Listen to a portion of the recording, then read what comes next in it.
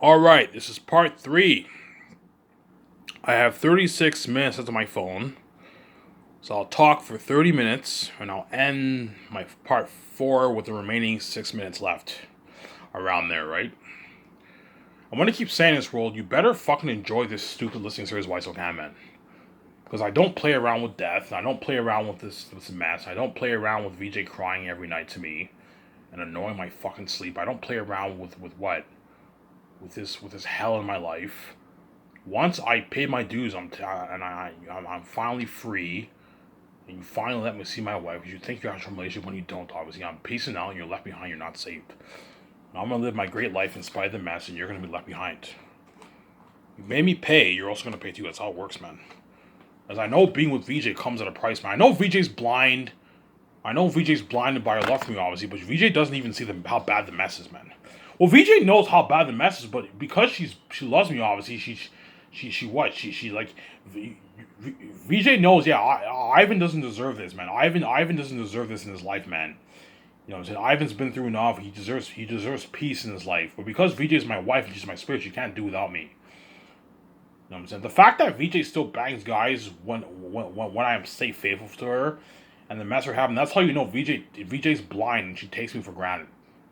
Because I know you, VJ, if you think I'm stupid, I know you fuck guys behind my back. I hear you moaning, man. I'm not fucking stupid. You constantly bang guys every week, and then you cry to me every night and say you love me because you're fucking crazy, man. Hence, you, world, you turn my wife into a crazy bitch. Yeah, man. You turn VJ into a crazy bitch, obviously, and she annoys me every fucking night, and it's fucking annoying. I can't even... I understand why you're piecing out, man. You have no peace of mind in your life, man. Yeah, man, I have no peace of mind in my fucking life, man. I find out the doors are locked to me. I found that the reaches my wife. I found that I'm sorry for her. I found that the mess happened. I found that the doors are locked to me. I find out I have the keys, and it's because of the keys it triggers my anxiety and my depression, obviously, because I have an open mind 24/7. Wherever when I walk downtown, everyone can read my mind. It triggers the anxiety and it triggers the depression, obviously. Same time, every night when I sleep, I can't even have a peaceful sleep because VJ constantly cries to me. I have no peace of mind in my life. You know what I'm saying? So VJ's fucked up mess already happened. Every time I try to go to bed and sleep, VJ constantly cries heavy tears and annoys me. I have no peace of mind. Same time, I know you guys are gonna trap me with sharing her death.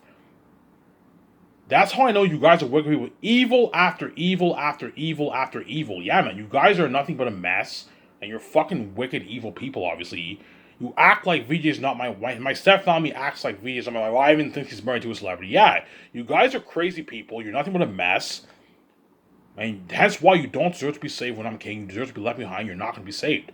Because you're fucking morally evil, wicked people, man. You know what I'm saying? Had I not woken up, to this day, I wouldn't even know that the doors are locked on me. Think about that for a second.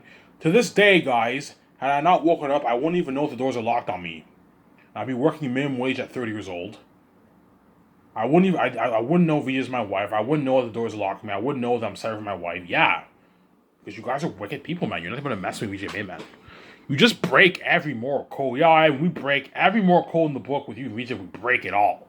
The faithful code, the violent code, the academic code.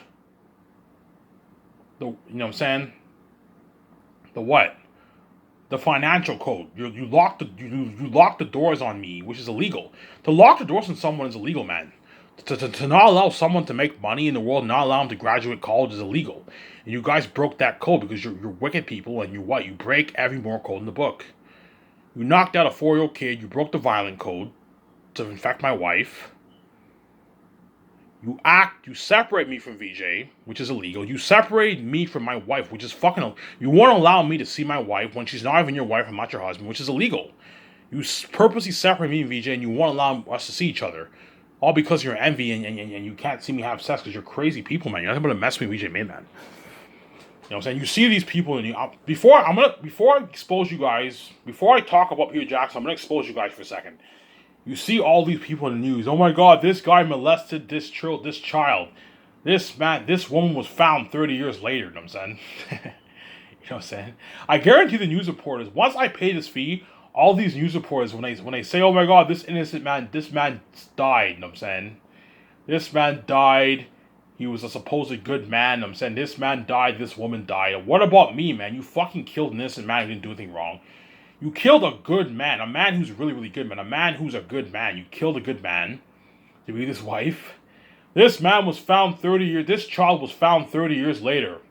He has not seen his parents for 30 years, I'm saying. You know what I'm saying? It's finally hit their minds, holy shit, we're just as crazy as all these people. Ivan shot us over good. Yeah. We wouldn't let Ivan see his wife for 30 plus years. Yeah, you guys are crazy psychopaths, man. You're nothing but a mess with VJ May, man. Yeah, man. I'm saying, yeah. This man cheated on her husband with 10 women. This woman cheated on her husband with 20 men. Holy shit, this woman's evil. How could she do that? She fucked 20 men behind her husband's back, and then what do you do to Ivan? You fucking what? Separate him and his wife. You cause that mess in his life, obviously. VJ had sex with thousands of men, shut you off for good, and you force Ivan to share or die, and you had him be a porn star and had him have sex with 4,000 women before he can be his wife. And you broke you guys broke the faithful morality code in a relationship, because that's why I know you guys are actors. All you news reporters, you can act all good all you want.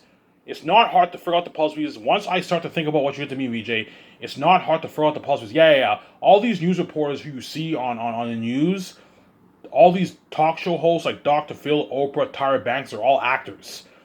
You act good on camera, obviously, but then once I thought about what you did to me, VJ, the world, these people are all actors. You guys are actors. You're good actors, obviously. You act good on camera, obviously, but then once you figure out what you did to me, VJ, it's not hard to figure out the puzzles. Oh my god, these people are not good people. No, they're wicked people. You guys are actors, man. You're nothing but a mess VJ made. That's why VJ said, look at what a mess we made. Yeah, you guys are a mess, and you're wicked people. You don't deserve to be saved. You deserve to be left behind. That's why once I come from death, you guys are going to cry tears, because all the evil, all the horrific evil that you did to me, VJ, will finally hit your minds. That's why you're going to weep in tears. Because all the evil, the horrific evil that you did to me, VJ, is going to hit your minds, obviously. And I'm going to shut you off for good, to the point where all these talk show hosts, all these news reporters are going to feel like shit when they speak. You know, and say, yeah, this man died. Oh, yeah, we killed an innocent man. Yeah. This man cheated on her wife. This wife cheated on her husband. Yeah, we caused that mess in Ivan's life and VJ's life. We forced Ivan to share with and VJ to share with millions of people forever after causing that mess. Yeah. And we turned a virgin man into a porn star all because of ourselves. Yes, man, you guys are fucking actors. All because, so you're willing to turn me, so you're gonna have, you want to have me and VJ pay to be together all because you're envious of our relationship. You're envious of our beauty and our wealth and our relationship. You think me and VJ deserve to pay a price? No, because that's why I know you guys are not good people. If you were good people, world, you wouldn't make me pay to be with my wife. You would let me have VJ free, and you wouldn't cause this horrific mess in my life, obviously, if you were supposedly good people. You're not good people. Actions speak louder than words, guys. You can make fun of me all you want because of my mental illness. I'm aware of my mental illness. I think crazy things. I have a good heart. I'm a good man. I'm not like you guys. I'm not wicked like you guys. As after what you did to me and VJ, all I do is I take my wife, I live my life.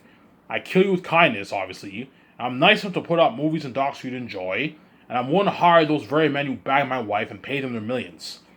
Pay them their rich millions and bless them, obviously, because that's how nice I am.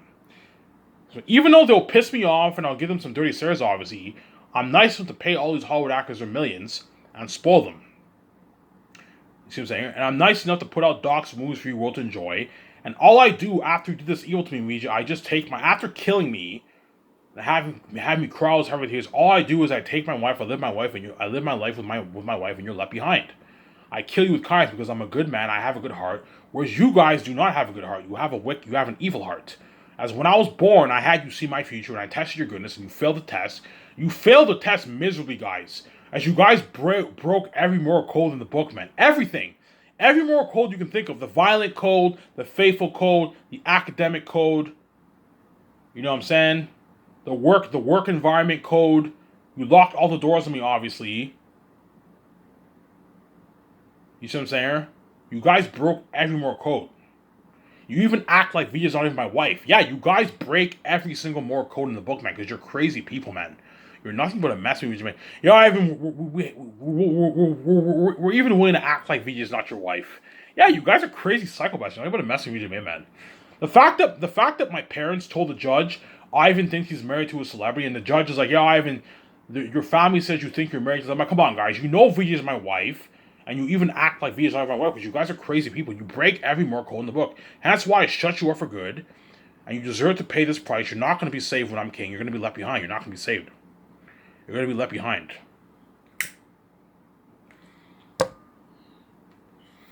Now, enough about exposing you guys. Hence why you guys better enjoy this fucking super listening series while I can. Because once I'm king, I'm taking out the throne of my wife and you're left behind, man. You're not saved. So let's talk more about my Zaynus movie, and I'll end the video here in a good, 26 minutes. I'll talk more about my Zaynus movie and Peter Jackson and Mel Gibson. See what I'm saying? Yeah, man. I want to keep saying this because Peter Jackson directed that masterpiece, Lord of the Rings. He does, and if he's chosen for my movie and he ends up directing my movie, Peter Jackson does not want to compete with his Lord of the Rings masterpiece. Hence why he won't tell me that my Zayn story will be better than his Lord of the Rings movie. But he'll tell me my book is better than J.R.R. Tolkien's book, obviously. But he won't tell me my Zaynus book is better than J.R.R. Tolkien's Lord of the Rings. Because he doesn't want to compete with his own franchise, you see what I'm saying? But Peter Jackson's not stupid. Once he reads my book, he'll be like, holy shit, Ivan. He'll be like, that thought will cross his mind, holy shit. Ivan wrote a masterpiece. And I can see Ivan's point now. If Ivan pours $980 million of his own money and he acts in it, he puts $400 million towards special effects for world building, action sequences, and the Horror of the Wolves. You know what I'm saying?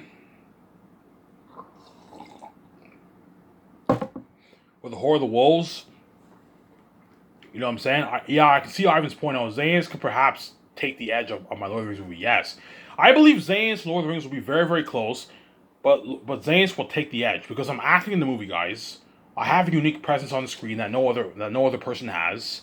Whereas all these other people, all those Lord of the Rings, even though Lord of the Rings was a masterpiece, all those Lord of the Rings actors are normal on the screen. Whereas Ivan O'Mara is not normal. I have a unique presence on screen.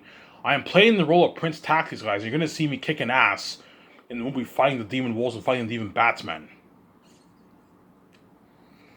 So imagine you have $400 million towards special effects, unheard of money towards the armor, costumes, the weapons, and the machine for the mask, demon mask, 3 times scarier than the beings in Lord of the Rings, unheard of set building, hence why the world building will be even better when you got for Lord of the Rings, and the wolves and devils are demons 3 times scarier than the orcs in Lord of the Rings. I can't see Zaynus, Lord of the Rings being Zaynus. And you have me acting in it as Tactius, the Prince of Zaynus. And you're going to see me kicking ass. Remember how you saw Aragorn kick ass in what? The what? The Helm's Deep battle? Well, think of me kicking ass. Think of me kicking ass what? Kicking ass what? In fucking Zaynus. The battle scene in the caverns and the battle scene in the end war. You're going to see Ivan O'Mara kicking ass, yeah. You're going to see all the Lord of the Rings, all the Zaynus actors kicking ass, yeah, fighting all those demon beings. You're looking at beings 3 times scarier than the beings in Lord of the Rings, guys.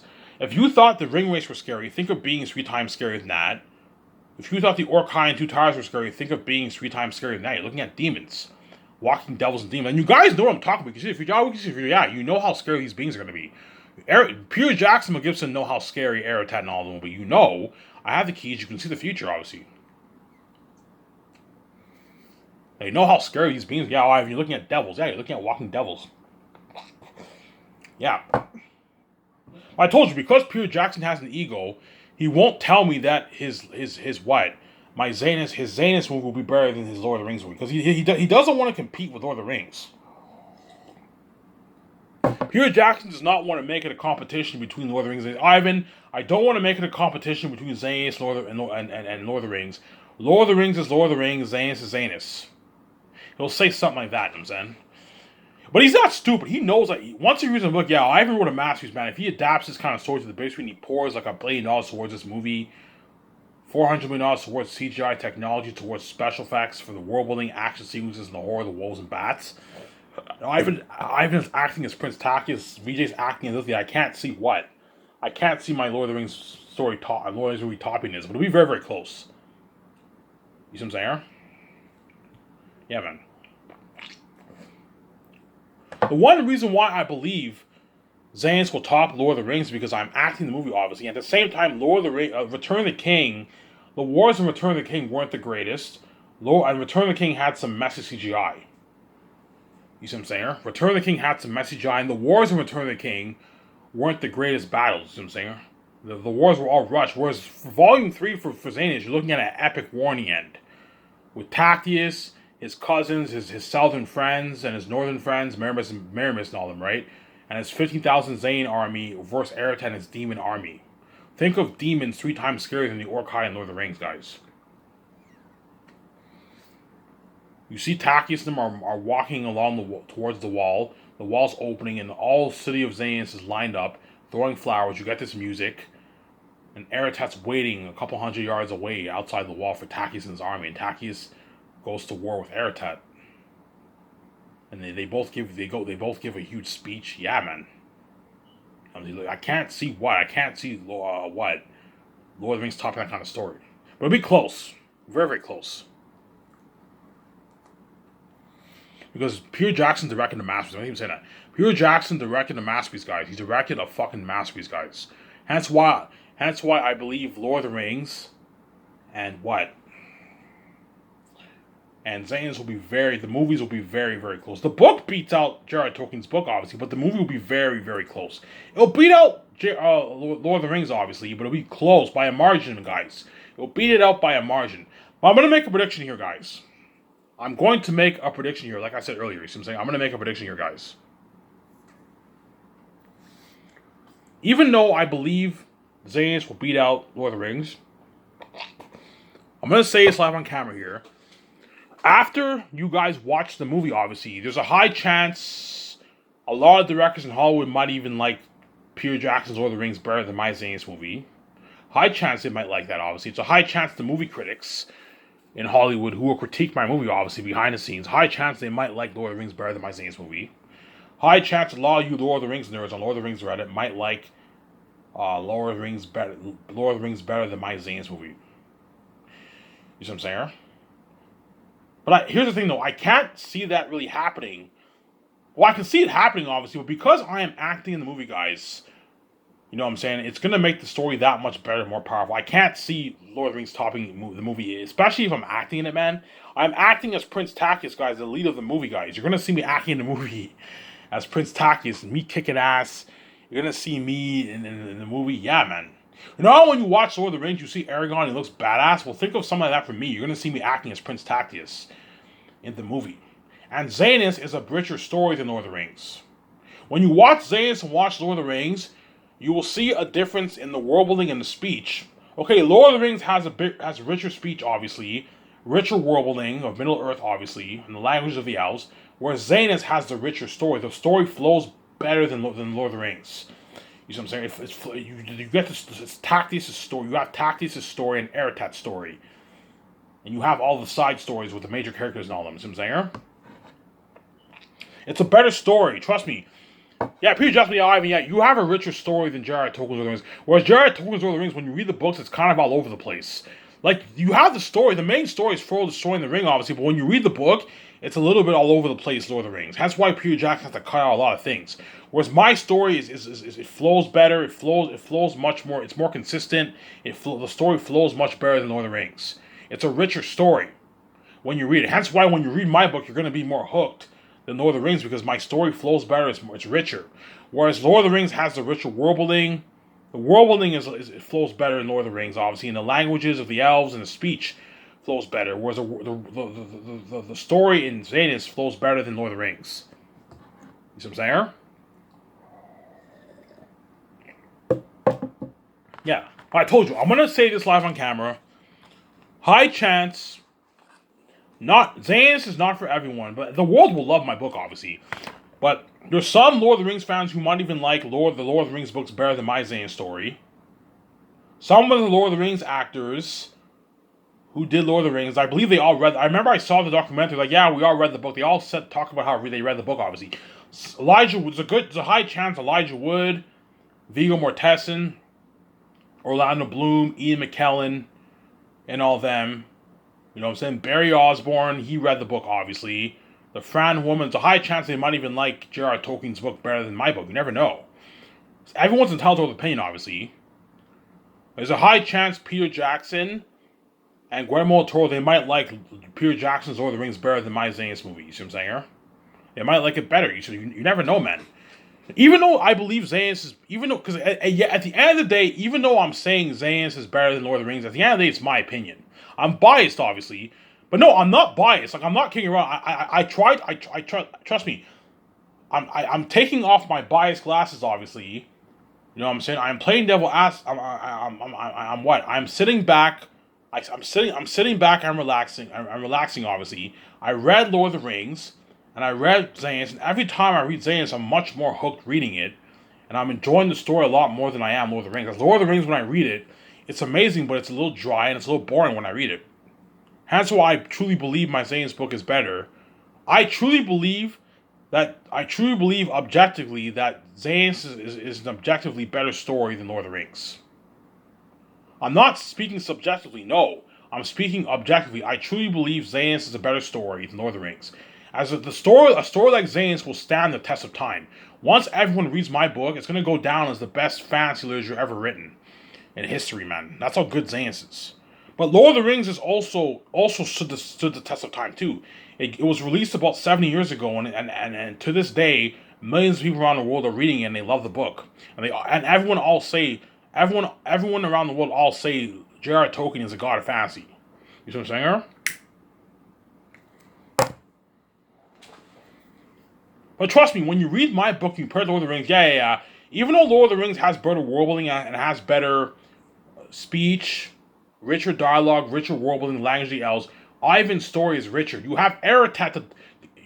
Even though Sauron is a villain in the story and the Ring is a villain, it's not on the same level as my book. Because in my book, you have Aratat, who's a devil walking in the South, man. Walking. There's never been a movie made whereby you have the North, you have the South. The South is cursed. The South is the animal kingdom. Aratat's the king of the South. Think something like Lion King.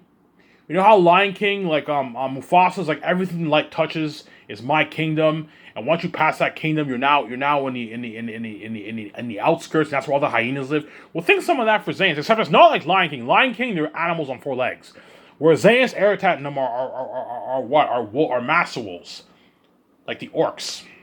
Like the orcs and Orc-hai and Lord of the Rings, they have human features and they're wolves, obviously. They're master wolves. There's never been a movie made like that before, man. Xanax's unique story. You see what I'm saying? There's never been a book written whereby you have like the North, which is holy, obviously, like Rivendell. It's a unique story, obviously. Tacitus is a prince of the North. His father, Tacitus, is the king of the North. And the moment you have the Blood Valley, which is the British, the North and the South, the moment you cross the Blood Valley from the North, you're now in the South. The South has its atmosphere, it's cursed. And you're now in the Animal Kingdom. Aratat's the king of the South. He's a walking devil, guys. A walking devil king. In the South, obviously. Something 3 times scarier than the beings in Lord of the Rings. And you have Ephesus, who's the king bat of the mountains. You have the Southrons living in the Animal Kingdom. Eli is the leader of Saphius. You know what I'm saying? You have the Syrians, who live in Cyrus, obviously. I don't really mention... Ivan, are there any leaders in Cyrus? I don't mention it in the book. In the book, I don't mention any leaders in Cyrus, obviously. I don't really mention, but in the movie I might have them be. I might add a leader in the book in the movie to make it more interesting. You know what I'm saying? There's nothing wrong with me and Peter Jackson adding more things in the movie to make it more interesting. In the book, I don't describe them being any leaders in Cyrus. You'll see what I mean when you read Volume 1, obviously. But in Saphius, Eli is the leader of Saphius. Ivan, how much people does Cyrus have? Cyrus has a couple hundred people living there. I don't know, 800, 1,000 people living there. In the book, I say a couple hundred, but for the movie, I might have them be maybe 1,000 people live there. It's a small town. It's a small land, Cyrus. Think something like the Shire, except it's only like 800 people living there. It's not that. Whereas Saphius is a big city. They have 5,000 people living there in Saphius. Whereas Xanax is the biggest city. Xanax, you have 30,000 civilians living there. It's huge. You have 15,000 civilians, and you have 30,000 civilians, because the people in the army, of the Xan army, are also civilians too. But there's 15,000 men in Xanax who fight, obviously, and then there's 15,000 people who are the civilians, but the army are also civilians too, because they live in Xanax with the civilians, you know what I'm saying? And Barak has like 30,000 people living there. 35,000 wolves living there around there. You have a good 25,000 wolf army, and you have like 10,000 civilians. I don't describe how much civilians they are in Barak, but for the movie, I might have them be a good 10,000 civilians. women, men, and children that live there. But the women and men and children are all cursed demons. Hence why I can't see when I'm thinking about the story in my mind. I can't see Lord of the Rings topping that kind of story. You see what I'm saying here? You have the animal kingdom, Eretz the king of the south. All the wolves live in Barak, and they're all demons. All the devil beings live in the south, in Barak, and the ancient Gilead in the mountains. You have the curse of ancestors of the south, who are devils. You have Eretz crows, who talk, who are demons. You know how in Lord of the Rings you have those spies, spies from Duggan. Well, think of something like that. So you have the crows talking men. You have the eagles, who are the watchers of the north. They talk. They're the watchers. The watchers of the north. You know what I'm saying? You have Queen Sarah. She's a queen of Xanis. You have Tactius, his cousins, Tacitonius, and Cassius, his cousins. All these badass warriors. They train in Xan arts. You know what I'm saying? You have what? You have Lithia, who's Tactius' half-sister. You have Lithia, who's the daughter of Eli. Elizabeth is Eli's wife. Obviously. You have Job, who's Eli's hired caretaker, the pothead. He's a pothead, obviously. You have Cornelius, his right-hand man, the captain of the blacksmiths. Obviously. You have Belle and Mary, who are Lithia's friends, obviously. They live with Lithia. Obviously. You have the Syrians and Saxons, who are the Southerns. You have the Zanes, who are the Northerns. The Northerns like the Southerns. The Southerns like the Northerns. I can't see Lord of the Rings top that kind of story, man. Yeah, man. You look at the masters I wrote, man. Yeah, man. Ephesus, the king bat of the mountains. So imagine you have a movie. You have the north, which is Tactius' territory. He's a prince of the north. And you have the south, which is cursed, the animal kingdom. That's where all the demon beings live. Eretet's the king of the south. He's the devil king of the south. You have his son of a fool. Morale the general, both the pit watcher. And you have his demon twin servants. And the blacksmith, obviously. And you have Ephesus, the king bat of the mountains, his territory. He's the king of the mountain. He's a devil. He has his army that lives there, obviously. Something like Moria. Imagine something like that for the movie. Yeah, you have, at the end of Volume 2, you have Tactius Nolan and all the Safians. They journey through the cursed Western Greece mountains like Prince of Egypt with torches. They're all scared, and they're now in Ephesus territory, and they're journeying through what? The ancient Greek city, Ephesus, and all the bats live there. And Tactius Nolan fight them. Yeah, I can't see Lord of the Rings top that kind of story. But it'll be close, because Lord of the Rings is a masterpiece. I'm going to keep saying that.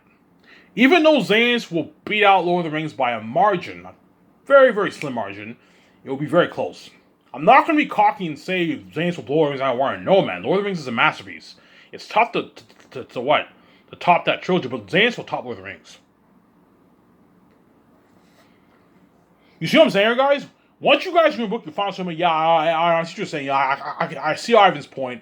I can't see Lord of the Rings topping Xanis. No, but I told you, even though Lord of the Rings will top Xanis, even though Xanis will top Lord of the Rings by a margin, obviously, there's a high chance, like half the critics in Hollywood, half the directors in Hollywood, even guys like Peter Jackson, Guillermo del Toro, you know what I'm saying, Christopher Nolan, all these directors are going to critique my book, and they're going to critique my movie, obviously. Some of them might even like Peter, even though Xanis was a masterpiece, I like Lord of the Rings better. There's some people who might, I think Lord of the Rings is better. You know what I'm saying? Some of you Lord of the Rings fans might like Lord of the Rings better than my Xanis story. For the movie, obviously. And some of you Lord of the Rings fans might even like Lord of the Rings better than my Last of Xanis book. Because everyone's entitled to their own opinion, you see what I'm saying here? Everyone is entitled to their own subjective opinion. You see what I'm saying here? Yeah, man. All these YouTubers who are watching on YouTube, guys like Star Wars Theory, Neatus, John Campia, Robert Mayer Burnett, they're all going to read my book, obviously. You know what I'm saying? Overlord DVD, The Midnight Edge, all these movies, guys, they're all going to critique my book too, and my movie too, behind the scenes, obviously. You're going to see them all, when I start Scotch, you're going to see all those guys talking about my movie and coding, obviously. I can't wait for this movie, yeah. Those guys might even like Lord of the Rings better than my Xanis book, and they might even like the Lord of the Rings movies better than my Xanis movie, because Lord of the Rings is a masterpiece. No, Lord of the Rings is known as like the best movie trilogy ever made, guys. There's a reason why in this book that I'm reading right now, the screenplay, The Foundations of Screenwriting by Side Field, there's a reason why he mentions Lord of the Rings in his book. Yeah, because Lord of the Rings is a masterpiece, guys. It's the best movie trilogy ever made. I truly believe objectively Lord of the Rings is the best movie trilogy ever made. In terms of storytelling, art, you know what I'm saying? Storytelling and art. For the movie franchise, I think Lord of the Rings objectively, I'm not speaking subjectively here, guys. No, I think objectively Lord of the Rings is the best movie ever made, as it stands the test of time. 20 years has went by since Lord of the Rings has been released, And to this day, I have yet to see a movie franchise beat it. I've yet to see a movie franchise top Lord of the Rings. Matrix did not top it. The Hobbit did not top it. Oh my god, no. Transformers did not top Lord of the Rings. Godfather did not top Lord of the Rings. Yeah, all these franchises don't. Harry Potter did not top Lord of the Rings. Yeah, Lord of the Rings, objectively, in my opinion, is the best movie trilogy ever made. It stands the test of time for art, for storytelling.